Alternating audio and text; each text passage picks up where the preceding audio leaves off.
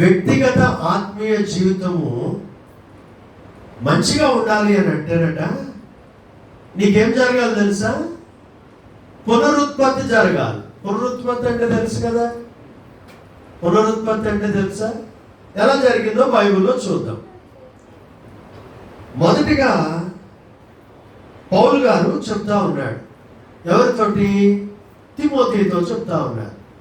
ఏమని చెప్తా ఉన్నాడంటే, నేను చెప్పినది ఏది విన్నావో అది నువ్వు బోధించాలి అని చెప్తున్నాడు.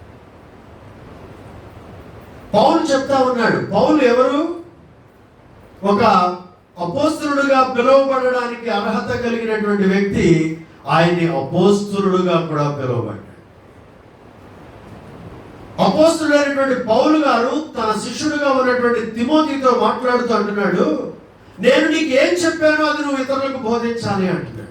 నేను ఏది బోధించానో అది నువ్వు ఇతరులకు బోధించగలగాలి అంటున్నాడు. అంటే ఎంత ధైర్యంతో అపోస్తలుడైన పౌలు గారు చెప్తా ఉన్నాడో చూడండి. తిమోతి పత్రికలో ఆ మాటలు ఉంటాయి. ఒకసారి తీసినట్లయితే రెండవ తిమోతి పత్రిక 2వ అధ్యాయం 2వ వచనములో ఆ మాట ఉంటుంది. దయచేసి ఎవరైనా మైక్ తీసుకుని చదవాలని చెప్పి ప్రభు పేరిట మీకు మనవి చేస్తా ఉన్నాను. 2వ అధ్యాయము 2వ వచనం ఏమని చెప్తూ ఉన్నాడు అక్కడ?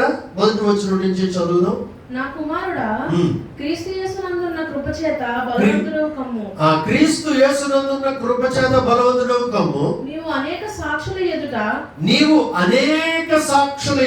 నా వలన వినిన సంగతులను ఇతరులకు బోధించుటకు సామర్థ్యము గల నమ్మకమైన మనుషులకు అప్పగించుము. హల్లెలూయా.